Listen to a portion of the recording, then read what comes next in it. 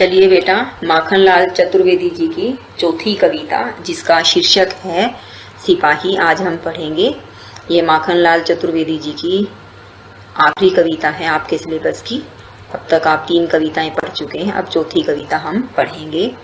एक सिपाही के मन के भावों को इसमें कवि ने व्यक्त किया है। इसका छोटा सा सार भी मैंने आपको दिया, आप इसको पढ़ सकते हैं। अब जो सिपाही है वह अपने बारे में क्या कहता है, यह हम इसमें पढ़ेंगे कि गिनो ने मेरी श्वास, छुए क्यों मुझे विपुल सम्मान, भूलो ए इतिहास, खरीदे हुए विश्व ईमान, अरिमुंडों का दान, रक्त तर्पण भर का अभिमान, लड़ने तक मेहमान, एक पूंजी है तीर कमान।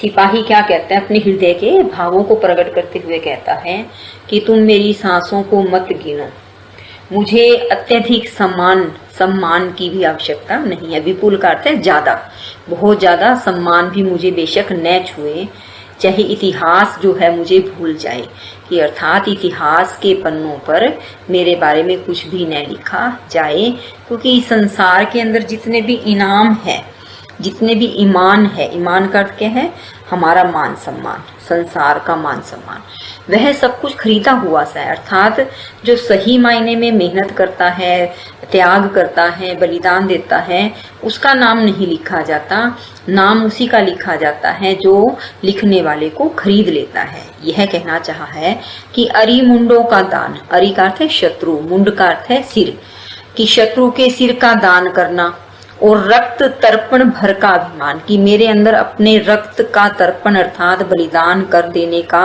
ही अभिमान है, और मैं सिर्फ लड़ने तक का ही मेहमान हूँ, मेरे पास और कुछ नहीं है, तीर और कमान ही मेरी पूंजी है, मेरा धन संपदा है। सिपाही क्या कहना चाहता है कि मैं अपनी मातृभूमि के लिए अपने आप को समर्पित कर देता हूँ, शत्रु से लड़ने के लिए उसका सिर काटकर स्वयं न्यौछावर हो जाता हूँ, यही मेरा धन है। मुझे इस चीज से कोई फर्क नहीं पड़ता कि मुझे मान सम्मान आदि मिल रहा है या नहीं। अब कवि आगे क्या कहता है कि मुझे भूलने में सुख पाती जबकि काल ही शाही, दासों दूर करना कठिन सौदा है, मैं हूँ एक सिपाही। कि मुझे अक्सर जो है सभी कवियों की कलम जो है उनकी शाही है, मैं भूलने में ही सुख पाती है। अर्थात जो सच्चा सिपाही है उसकी गुण गाथा को कभी भी किसी इतिहास आदि में लिखा नहीं जाता। क्या कहता है, कोसों दूर कठिन सौदा है, मैं जो है हमेशा गुलामों से दूर रहना चाहता हूँ, मुझे खरीदना जो है बहुत मुश्किल है। कठिन सौदा का अर्थ है कि मैं ऐसा सिपाही हूँ जिसे खरीदा नहीं जा सकता, मैं अपने देश से कभी दगा नहीं करता, क्योंकि मैं एक सच्चा सिपाही हूँ। सिपाही अपने मन की बात कह रहा है। क्या वीणा की स्वर लहरी का सुनूं मधुरतर नाद, छी मेरी प्रत्यंचा भूले अपना है उन्माद। अपने मन के भावों को प्रकट करते हुए सिपाही कहता है कि एक सिपाही होने के नाते क्या मैं वीणा की स्वर लहरी को सुनकर ही अपना समय नष्ट कर दूं, सुनूं मधुरतर नाद, अर्थात जहाँ वीणा बज रही है, संगीत बज रहा है, मैं उसके संगीत को सुनकर ही अपने आप को भुला दूं। जी, यह मेरे लिए बड़ा ही शर्मनाक है कि मैं किसी भी अत्यधिक मीठी ध्वनि को सुनता रहूं। कहने का भाव है कि सच्चा सिपाही अपने देश की सुरक्षा के अलावा अन्य किसी भी गतिविधि में अपना समय नष्ट नहीं करता। कि मेरी प्रत्यंचा भूले अपना यह उन्माद, कि मैं जो है अपना समय नष्ट करना नहीं चाहता, मैं केवल अपनी प्रत्यंचा चढ़ाना भूल जाऊं, तो यह मेरा उत्साह भी जो है, उन्माद का अर्थ है कि मेरे अंदर जो उत्साह है वह भी ठंडा पड़ जाएगा। झंकारों का कभी सुना है भीषण वाद विवाद। कवि क्या कहता है कि मैं तो युद्ध भूमि की तलवार की झंकार ही सुनना चाहता हूँ, मैंने हमेशा युद्ध भूमि में तलवार की जो टन टन की ध्वनि आती है वो ही सुना है, वही भीषण वाद विवाद सुना है, मैं और कुछ सुनना और जानना नहीं चाहता। अर्थात मैं कोई शास्त्रार्थ नहीं करना चाहता। वाद विवाद का अर्थ क्या है बेटा, किसी भी विषय के ऊपर तर्क और वितर्क करना, मैं वो बात नहीं सुनना चाहता। सिपाही कहते हैं कि मुझे तो सिर्फ जो है युद्ध भूमि में अस्त्र शस्त्रों की झंकार ही सुनाई देती है। क्या तुमको है कुरुक्षेत्र हल्दी घाटी की याद। अब वो क्या कहता है, महाभारत का युद्ध है जो कुरुक्षेत्र में हुआ, हल्दी घाटी का युद्ध है जो अकबर और महाराणा प्रताप के बीच हुआ, की याद है। वो क्या कहना चाहता है कि देशवासियों से पूछता है, वो सिपाही पूछता है कि क्या तुम्हें वो दोनों युद्ध याद है जब उसके जैसे देशभक्त सिपाहियों ने अपने देश की आन बान और शान की खातिर प्राणों की बाजी लगा दी थी। सिर पर प्रलय, नेत्र में मस्ती, मुट्ठी में मन चाही, लक्ष्य मात्र मेरा प्रियतम है, मैं हूँ एक सिपाही। कहते कि जो उस समय के युद्ध हैं, हे देशवासियों, क्या तुम्हें याद है कि जब सिर पर पतह की प्रलय है अर्थात मौत निश्चित है, फिर भी आंखों में मस्ती थी और मुट्ठी में मन चाही विजय थी। मेरा लक्ष्य सिर्फ अपने देश की सुरक्षा करना, देश को विजय दिलाना, वही मेरे लिए प्रिय है, मेरा प्रियतम है, क्योंकि मैं एक सच्चा सिपाही हूँ। खींचो राम राज्य लाने को भूमंडल पर त्रेता। कवि क्या कहता है कि हे देशवासियों, धरती पर राम राज्य जैसा समय लाने के लिए तुम क्या करो, त्रेता युग की आवश्यकता है। कलयुग के नेता तो बड़ी बड़ी मिसाइल आदि बना करके क्या करते हैं, सारे राष्ट्र को भी विजेता बनाने का सपना देख रहे हैं। लेकिन आज जो है त्रेता अर्थात राम राज्य की तरह से जो नेता हैं, उन्हें भी देश की सुरक्षा के लिए कार्य करने की जरूरत है, देश के लिए समर्पण करने की जरूरत है।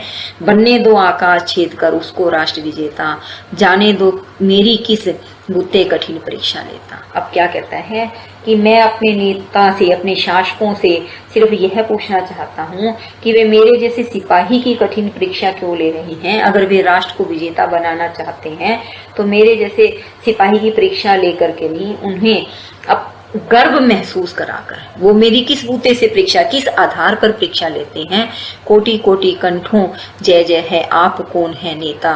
कहते कि नेता कौन है, सारे जो भारतवासी हैं वो देश की जय जयकार कर रहे हैं, लेकिन उस समय जो नेता है उसका जो कार्य है वह बहुत बड़ा माना जाता है। सेना छिन्न प्रत्यन खिन कर लाते लाए न्योत तबाही, कैसे पूजू गुमराही को, मैं हूँ एक सिपाही। कहते कि सारी सेना को छिन्न भिन्न करके, यहाँ पर कवि ने किस ओर इशारा किया है कि जब अपने ही फूट डालते हैं, जब अपने ही शत्रु का साथ देते हैं, तो बेशक समस्त भारतवासी, समस्त सिपाही प्रयास करते रहें, विजय को हमारे नुकसान पहुंचता है, हमें विजय प्राप्त करनी मुश्किल हो जाती है, हमारे सारे प्रयत्न खिन्न हो जाते हैं और वे तबाही को न्योत लाते हैं। कवि कहना चाहता है सिपाही के माध्यम से कि ऐसे राह से गुमराह करने वाले की मैं पूजा नहीं कर सकता, ऐसे नेताओं को मैं, जो देश को गुमराह करते हैं, उनको मैं नहीं चाहता, क्योंकि मैं एक सच्चा सिपाही हूँ। बोल अरे सेनापति मेरे, मन की घुंडी खोल, जल थल नभ हिलडुल जाने दे, तू किंचित मत डोल।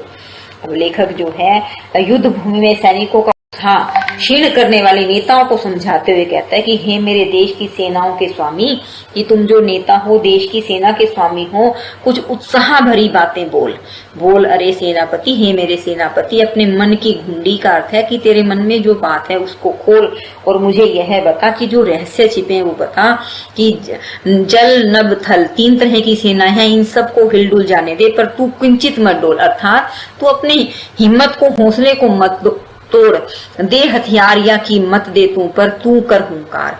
इसमें कवि ने ये कहना चाहा कि सिपाही जो है वह अपने सेनापति के आधार पर कार्य करता है।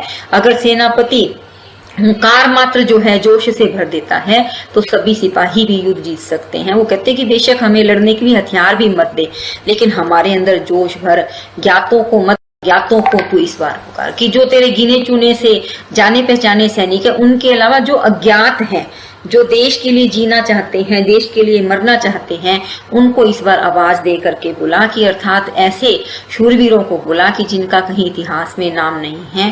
धीरज रोग प्रतीक्षा चिंता, सपने बने तबाही।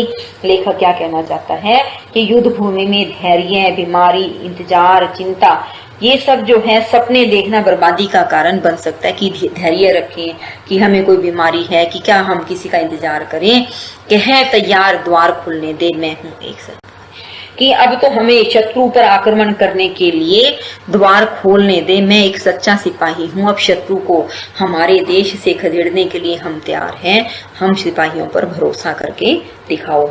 बदले रोज बदलियां मत कर, चिंता इसकी लेश।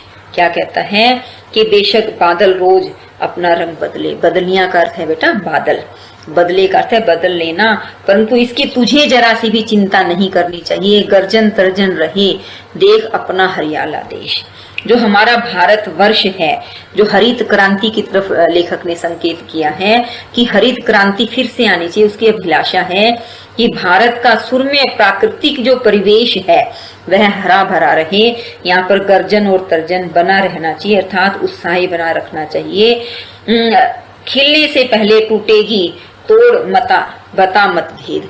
क्या कहना चाहता है कवि? कहना चाहता है कि तुझे यह भेद किसी को नहीं बताना चाहिए, क्योंकि सिपाहियों का उत्साह क्षीण हो सकता है कि कली खिलने से पहले टूट जाएगी, अर्थात इस लड़ाई में हमारी हार होने की आशंका है, लेकिन दूसरों को इस बात का पता नहीं चलने देना चाहिए कि तोड़ बता मत भेद बनमाली अनुशासन की सूजी से अंतर से। सूजी का अर्थ है सुई, कि अनुशासन की सुई से सभी के अंतर मन को छेद दे। हे वनमाली, हे मेरे देश को लगाने वाले माली, श्रम शीकर प्रहार पर जीकर। श्रम शीकर का अर्थ है मेहनत से टपकने वाली पसीने की बूंदों के प्रहार से बना लक्ष्य आराध्य, अपने लक्ष्य को आराध्य बना करके, अपनी पूजा के योग्य बना करके, मैं हूँ एक सिपाही, बलि है मेरा अंतिम साध्य। मैं एक सच्चा सिपाही हूँ और खुद का बलिदान करना ही मेरा अंतिम साध्य है, अंतिम लक्ष्य है। कवि के कहने का अर्थ क्या है कि जो नेता है, कवि क्या कहना चाहता है कि जो नेता है वह हम सिपाहियों के का हौसला बढ़ाए, हमें आगे बढ़ने के लिए हमारी मदद करे। कोई नभ से आग उगल कर किए शांति का दान, कोई मांझ रहा कृत कड़ियां छेड़ क्रांति की तान। क्या कहता है कि कोई शत्रु तो आकाश में आग उगल कर अर्थात हवाई हमले की तैयारी कर रहा है, कोई विश्व को शांति का दान देना चाह रहा है, अर्थात अपना प्रभुत्व स्थापित करना चाह रहा है। कोई शत्रु हमें कैद करने के लिए हथकड़ियों को चमका रहा है, कि कोई हमारे ऊपर आकाश मार्ग से हमला करना चाहता है, कोई हमारे ऊपर राज करके शांति का दान देना चाहता है, कोई हमारे को कैद करने के लिए हथकड़ियां तैयार कर रहा है, मांझ रहा है। लेकिन हमने अब क्रांति की तान छेड़ दी है, क्रांति का सुर छेड़ दिया है। कोई अधिकारों के चरणों चढ़ा रहा ईमान, कोई अपने अधिकारों के चरणों में अपने ईमान को ही चढ़ा रहा है, अर्थात बेईमानी पर उतर आया है। अपने ही देश की जो कहते हैं ना कि गोपनीय बातें हैं, उन सब बातों को शत्रु तक पहुंचा रहा है। हरी हरी घास शूली से के पहले की तेरा गुणगान। अब कवि क्या कहता है कि मेरे देश की है हरी हरी घास, मैं शत्रु द्वारा फांसी दिए जाने से पूर्व युद्ध भूमि में उससे लड़कर प्राण न्यौछावर करने से पूर्व तेरा गुणगान करना चाहता हूँ। कि हरी हरी घास, अपने देश की हरियाली को लेखक जो है सिपाही के माध्यम से संबोधित करते हुए कहता है कि जब मेरे शत्रु जो है सूली करते हैं फांसी पर जब मुझे चढ़ाएंगे, उससे पहले मैं तेरा गुणगान करना चाहता हूँ। आशा मिटी कामना टूटी बिगुल बज पड़ी यार, कि अब मेरे अंदर और कोई आशा नहीं है, मेरे अंदर कोई कामना नहीं है, सब कुछ छूट चुका है, मेरे अंदर से सभी इच्छाएं समाप्त हो गई हैं। मुझे युद्ध का बिगुल, युद्ध का नगाड़ा, युद्ध की आप कह सकते हो ललकार सुनाई दे रही है, युद्ध भूमि का दरवाजा खुला दिखाई दे रहा है, मेरा मार्ग प्रशस्त हो चुका है कि मैं एक सच्चा सिपाही हूँ और युद्ध भूमि में जाकर मुझे युद्ध करते करते देश के लिए कुर्बान होना है, अपने अंतिम सांस तक देश के लिए लड़ना है। खुला देख यह द्वार, आज मेरे लिए यही द्वार खुला हुआ है, मुझे इसके अलावा और कुछ भी नहीं चाहिए, क्योंकि मैं एक सच्चा सिपाही हूँ। इसमें सच्चे सिपाही ने एक ही बात कही है कि जो देश से दगा करने वाले लोग हैं, मैं उनकी पूजा नहीं कर सकता, मुझे और कोई खुशी और कोई लालच नहीं है, ना ही मेरे जीवन में किसी भी प्रकार के सुख का कोई महत्व है। मैं अपने देश के लिए कुर्बान होने को, अपने देश के लिए लड़ने को हर वक्त तैयार हूँ। मैं एक सच्चा सिपाही हूँ और मेरा ध्यान उसके अलावा, अपने देश की सुरक्षा के अलावा और कहीं नहीं जा सकता। मैं अपने ईमान को कहीं बेच नहीं सकता।